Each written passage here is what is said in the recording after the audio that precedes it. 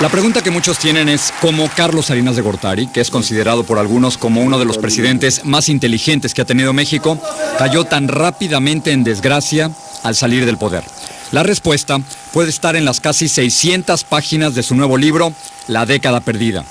Hablamos con él en Washington cuando fue a recibir un premio y donde salió a defender el Tratado de Libre Comercio que él negoció con Estados Unidos y Canadá. ¿Usted cree que fue el mejor presidente que ha tenido México en los últimos 20 años? En ningún momento un presidente puede hacer un juicio sobre sí mismo. Yo conozco mis aciertos y sin duda, mejor que nadie, conozco mis errores. Cuando Salinas de Gortari deja la presidencia en 1994, millones de mexicanos pierden sus casas, sus empleos y sus ahorros en una terrible crisis económica. Usted está culpando a Ernesto Zedillo por esto. Bueno, es que así son los hechos y los hechos están documentados. Pero usted se está quitando de culpa de lo que ocurrió. Al contrario, yo dije que había una serie de problemas, nada más que ellos, con esas decisiones fatídicas de diciembre y las siguientes, convirtieron un problema en una crisis, y esa es la diferencia. Usted dice ellos, se refiere a Ernesto Zedillo de su gobierno. Sí. Pero usted escoge a Ernesto Zedillo, señor Salinas. Fue una circunstancia dramática a la muerte de Luis Donaldo Colosio en marzo de 1994, cuando en esas horas aciagas, de enorme dolor personal y de una consternación nacional, el PRI tuvo que seleccionar un candidato sustituto. Sí, pero fue usted, o sea, yo creo que ahora ya podemos decir que era usted quien escogió a Zedillo. Pero, hombre, escogió usted a Colosio. Era una decisión en la cual el presidente de la República, que provenía del PRI, tiene una gran influencia sobre el partido. Si usted no hubiera querido Zedillo, no sale presidente. Pero si el PRI se hubiera resistido, tampoco, ¿eh? Un año. Salinas de Gortari sale en defensa no solo de su presidencia, sino también de Raúl, conocido por muchos como el hermano incómodo. ¿Usted critica entonces a Zedillo? ¿No será porque Zedillo manda a arrestar a su hermano Raúl? O sea, es decir, ¿no hay razones personales en todo esto? Mire, sin lugar a dudas, hubieron hechos que lastimaron mucho a mi familia. El nombre, reputación. Raúl Salinas de Gortari fue acusado formalmente de planear el asesinato del político José Francisco Ruiz Massieu. Estas son imágenes filmadas poco después de su muerte, en septiembre del año 1994. Porque acusan a su hermano Raúl de ser el autor intelectual del asesinato de José Francisco Ruiz Massieu y también de haber recibido dinero del narcotráfico. Y los hechos que han demostrado que ambas acusaciones fueron fabricadas. Ya los tribunales en México exoneraron a mi hermano y después de 10 años de injusto encarcelamiento dijeron, es usted inocente, váyase a su casa. Raúl pasa más de una década en la cárcel de máxima seguridad de Almoloya y luego es liberado. Pero aún hay preguntas sobre su fortuna personal. Usted habla en su libro de que en México, después de su presidencia, hay muchísima impunidad. Pero ¿no es acaso impunidad que su hermano Raúl se haya enriquecido abiertamente durante su presidencia, señor Salinas? Mire, Jorge, él está ahorita sujeto todavía a un proceso de lo que se llama enriquecimiento inexplicable.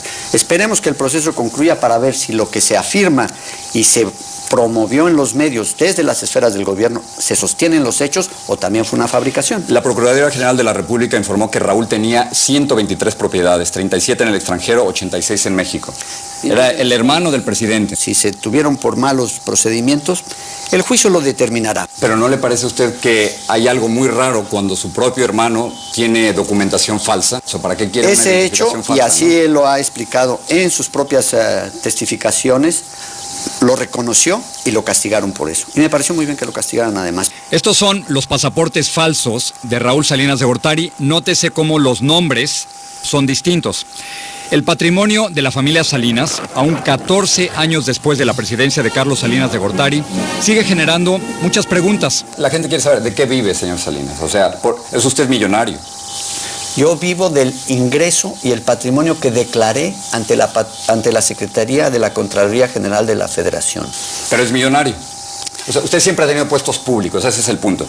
¿Cómo puede vivir como millonario? ¿Y por qué me califica usted de esa manera sin tener una sola evidencia? No, le pregunto. No, es que no es una pregunta, casi en la pregunta hay una afirmación. Usted está compartiendo el estereotipo que se ha formado a raíz de este reclamo enorme de los mexicanos de por qué perdimos nuestro patrimonio a partir de 95. La historia del otro hermano del expresidente, Enrique, aún está sin esclarecerse. Enrique Salinas de Gortari fue asesinado, aparentemente dentro de un auto, en circunstancias muy extrañas en diciembre del 2004.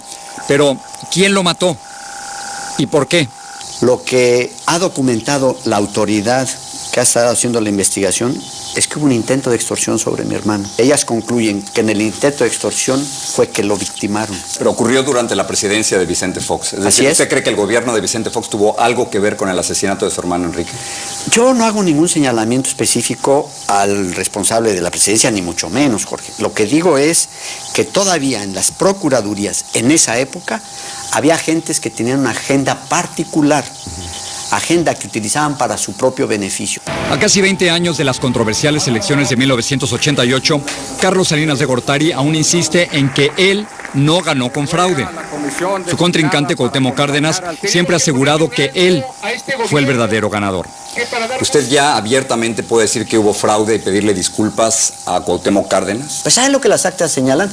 En las actas que están firmadas por los representantes de los candidatos de oposición, pues esas actas, la suma de los votos muestra que ganó el candidato del PRI. Pero no puede haber suma de votos ahora o reconteo porque quemaron los votos. No, señor, las actas están en la Las actas, pero no los votos. Pero si las actas es donde firman precisamente los representantes de los partidos en cada una de las 55,000 casillas. ¿Cómo ganó usted 1,762 casillas con el 100% del voto? Nadie se enfermó, nadie votó por la oposición.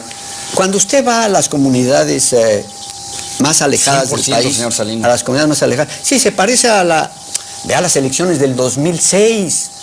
Hay casillas con 100% los votos en las elecciones de hace 2 años, Jorge. Cuauhtémoc Cárdenas me dijo en una entrevista, y cito, estamos convencidos de que hubo fraude electoral en 1988 el 99% de los mexicanos. Voto en contra del partido. Pues no sé qué encuesta haya hecho él, porque precisamente en las encuestas que se hicieron días previos a la elección, el resultado, como encuestas cercanas a una elección, validaron lo que finalmente las actas demuestran.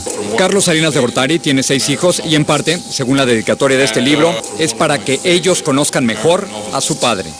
Quiero terminar cerrando el círculo. Pues dirá usted cerrando la soga sobre mi cuello porque no ha dejado una. ¿Quién es Mateo? Porque usted le dedica el libro no nada más a sus 2 hijos más pequeños, sino Mateo. ¿Quién es Mateo?